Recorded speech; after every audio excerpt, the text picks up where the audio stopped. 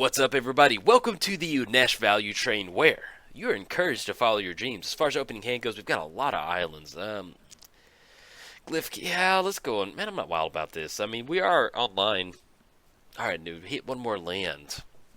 We can't go from Prison in the Moon on the Locust God. That would be pretty good. But we need one more. We don't really have a lot. Yeah, let's go and mulligan one more time. Extra planar lands. Yeah, let's go one more go.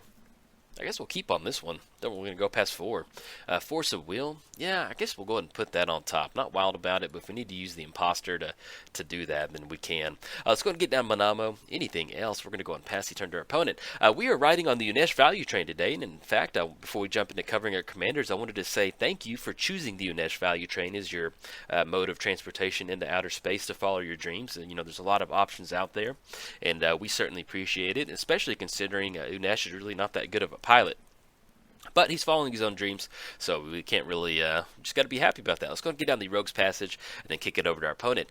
We are playing Unesh, flying. Sphinx spells you cast cost 2 less to cast whenever Unesh or another Sphinx enters the battlefield under your control. Factor Fiction for 4. We are playing against the Locust God, flying. Whenever you draw a card, create a 1/1 blue and red insect creature token with flying and haste. Then, whenever the insect god dies, return to its owner's hand at the beginning of the next end step. Then, for 4 mana activation, draw a card, discard a card. Okay, hopefully we hit a land. Oh, beautiful. Hit an island. All we really need to do is hit a 4th island. It'll be online for 3 and Dynamo. Get down to Unesh, and we can start having some fun. But we'll probably... I feel a little bit safe if we can get another blue card for the Force of Will to kind of stop the Locust God. You know, maybe our opponent kind of ramps out pretty quick or something like... Ooh, Wasteland. Let me see which one's that one do again. Destroy... yeah, there we go. All right, man. Anything we want to do... No, that's good. You got it. Put it down right there. Kick it back over to us. Okay. But yeah, we're probably going to hold on to Force and the Imposter until we can find another card. We're going to draw into Monolith. Alright, we're going to kick it back over. Now, if we do finally hit the 3rd land, finally draw into that, we can get down to Monolith, and then we can also go for 3 and Dynamo, which will allow us to kind of start swinging in Unesh. Sounds like a lot of fun. We'll see what we can make sure we do. One of the best things about the value train is we have to watch out for those insects getting into the value train engine. It's not that fun. Draw into Remand. Okay, we're going to go and pass the turn. So hopefully if our opponent does cast something, we can go for a Remand, get a little bit extra card draw, and then kind of go from there. But yes, I'm glad to be playing Unesh. It's been a while since I played Unesh, and telling you. Unesh. Unesh is definitely one of those commanders that when it came out, I was like, I guess I'll build it. Sphinx Travel, okay. And, man, it's easily become one of my top 5 commander decks that I've built for the channel. It's just, you know, right now we're not having a very good showing of it, but, you know, we got Wastelanded and we'd been online for Monolith and Thran Dynamo. But outside of that, ooh, Cavern of Souls naming a god. Yeah, it's going to be a little rough on that one. Okay, that's going to be 1, 2, 3, 4, 5. Now, we can still go for Remand to counter that spell. We'll still counter it. It's going to resolve, but we're not going to be able to counter it. But we'll still get that card draw if we need to get into another land. So we'll see what we can kind of show for it, or what they're casting out right now, because they have 5 total mana, so they can't get down the Locust God just yet, unless they're exiling something out of the hand. All right, God Creatures uncounterable. Let's see what they're going for on this one. 5 total mana. Okay, I think our opponent maybe got a turn ahead of the Locust God. Maybe. Or I don't know. Maybe they're getting down another god. We'll see. Maybe it's God Tribal. Blue-red God Tribal. Kindred Discovery. Okay. Name a creature type. We need to deal with that. They can re-go for that. Yeah, let's go and go for the Remand, actually. I like that. It's going to force it back to the hand. We can't use Force of Will on the Locust God or Cryptic Command. Oh, beautiful. We hit a land. So we can still go Force of Will on that if they want to jam it again next turn. Because with Kindred, it's going to allow them, once they draw a card, to get a ton of little insect tokens onto the battlefield. Let's go and get the island down. And we'll go for the Monolith, and that puts us online for Thran Dynamo, or hopefully we can start generating some extra value. Yeah, I like that. Let's get down the island. Let's go for the Monolith. And we could go for the Sapphire Medallion off the Monolith, but at this point we need that 3 mana for the Thran Dynamo, so we're not going to go for that. We're going to go and pass the turn. And then we got Force of Will back up on the Kindred Discovery. But yeah, so since the last time that I did the Locust God, somebody mentioned with Kindred Discovery, you basically, you know, token into the battlefield, you draw a card. You draw a card, you put a token on the battlefield. Keeps going from there. Draw 3 cards, Thirst for Knowledge. Okay. Man, I need to pick up that promo version of it. That's one of the... I don't mind the... kind of the Tezzeret looking Thirst for Knowledge, but I really enjoy the That art on that looks so good. I just love how simple the background is. But yeah, so with Kindred Discovery, one of the things somebody commented on my channel, I just kind of wanted to share it with everybody, and I do apologize, I can't remember your username. But basically, they said use the Into the Royal on that.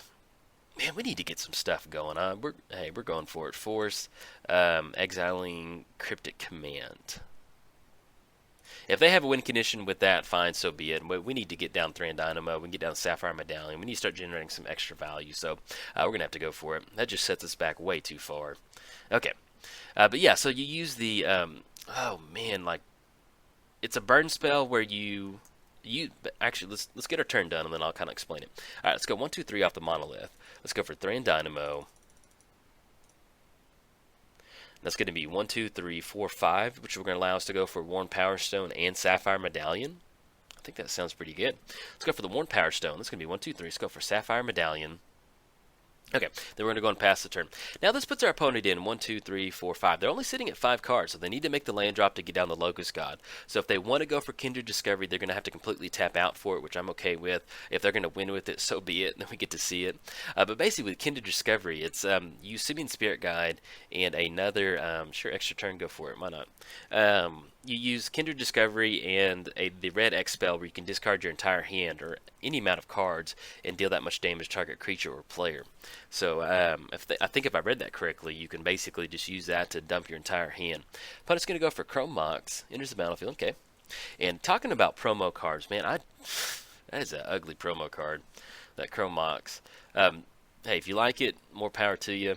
But I don't know, it just looks kind of. I mean, I guess technically it is Chrome Mox, and that is a Chrome picture, but it just kind of looks like a serving dish.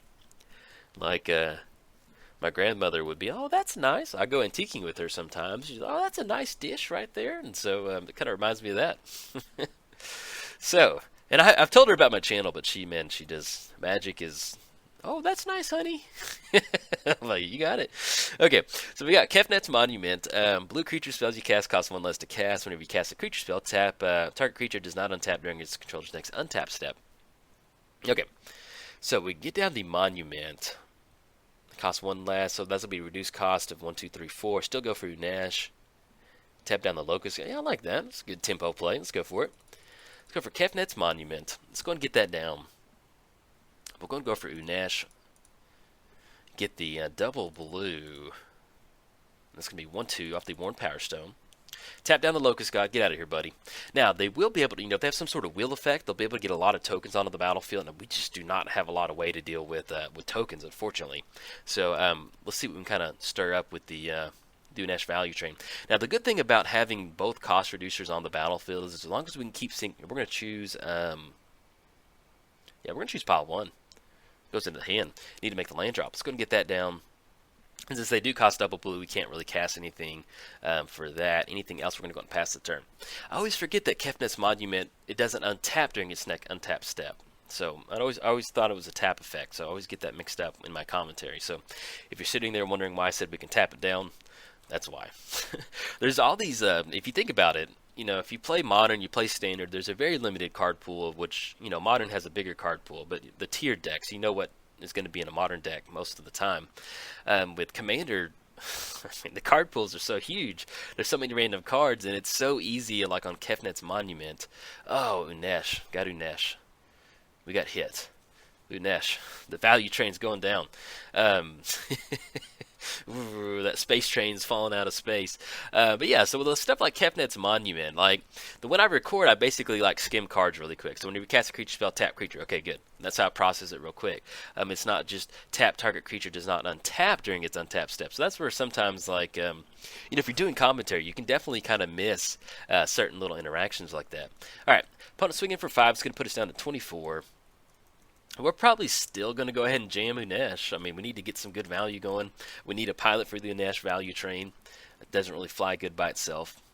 Drawn to Thassa. Let's go ahead and get the island down. Oop, there we go. And then Unesh is going to cost, I think its original cost of 6. So let's just go 1, 2, 3, 4, 5. We'll go double blue. And then we'll go ahead and tap down the Locust God. And that's going to put us on, we can still go for the Imposter. I think. Enters the battlefield as a copy of any creature on the except its name is. You can actually. Oh, did they get a counterspell? 2 mana remand. Remand. All right, that happened. Goes back to the hand. They're gonna get insect token. At least the Locust God's gonna stay tapped down. Now, if we want to, enter the copy acceptance. Yeah, I guess we go for the Locust God. Maybe we can get some draw going or something.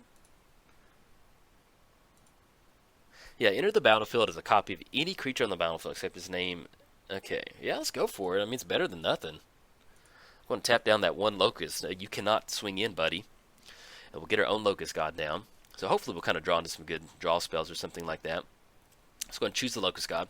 We could choose a token if we wanted to, but I don't think that sounds that good. Would not be the best use of our value or strategy to do that. All right, pass it back over. So at this point right now, Unesh got bounced back to the hand due to remand. We will have the reduced cost of the Sapphire Medallion, so we are looking at something like Worn Power Stone and Double Islands to get down Unesh, which will, I think, give us enough mana to go for Sphinx of the Final Word.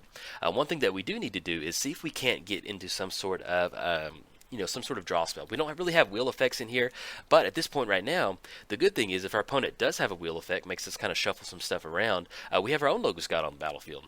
It kind of reminds me of those Necasaur versus Necasaur videos, where those are always some of the best matchups because, like you kind of take away your opponent's special ability. If you get your own Necasaur, or your opponent copies your Necasaur, you're like, oh, okay, what are we going to do about this one? All right, opponent's going to go for Kindred Discovery.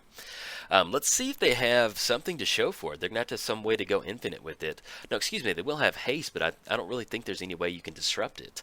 So we'll see exactly what... Insect. Enters the battlefield, attacks, draw a card. All right, so they're not going to swing in. So if we can somehow make our opponent draw a card, that's going to make them get a bunch of tokens on the battlefield. Okay, let's see. We'll see what we can kind of get into. This is interesting. It's kind of, if we just pass it over our opponent. Wind Reader Sphinx. We're getting an extra little Locust God token on the battlefield. Let's go for Unesh. Yeah, let's go for that. It's going to be double blue. And off the Worn Power Stone. Let's go and tap down the Locust God. Make sure he stays down tapped. Get the Unesh value train going. Okay, and then we draw into Spell Swindle, Sky Diamond, Prognostic Sphinx. So what are we going to choose on this pile? So we can actually get down the Sphinx for 3 total mana. And then Spell Swindle. We can actually use Spell Swindle on a really big spell if they're going to tap out for it. I think it's safer if we go for Spell Swindle. Let's choose pile 2. Because if I'm reading that correctly, that's going to be 1, 2, 3, 4, 5. Whenever you draw a card. And they did choose Insect. Yeah, so if they do have some big payoff X spell, we can just use Spell Swindle to stop it. If not, they're going to draw their entire deck, I think. Yeah, let's just go and pass it over to our opponent at this point right now. So hopefully, fingers crossed, this should be, I think, yeah. If I'm correct, they draw a card, blue Insect token enters the battlefield. Kindred Discovery yield. Let's go and yield to that. They're going to draw another card. Yeah, and they're going to keep drawing out. Now, they're going to get a ton of tokens, so we'll see what they're going to show for it. But if they do have some big payoff spell, we at least, worst case scenario, we do kind of open ourselves up to something like Force of Will or something like that, but at least with us having Spell Swindle, we can kind of stop that from going. And... I guess you could use something like Trick Bind, I guess, or something like Squelch to kind of stop that. So let's see what they have to show for it. I'm kind of curious to see what the actual answer is for this, because that's a lot of tokens on the battlefield. Even if we didn't, like, let's say we got down Wind Reader Sphinx or Sphinx of the Final Word, one of the things that we would need, I think it was Exiled, which is Cryptic Command. That was about the only thing that could get us out of this one, and that would be tapping all of our opponent's creatures. We wouldn't have enough mana to go for a Cyclonic over Rift, but... I don't know, look at all those tokens. Opponent's drawing it out. I like it. That would be funny, though. I guess technically... We'll see what they go for. And in fact, I may just go and pause the video and kind of speed this up.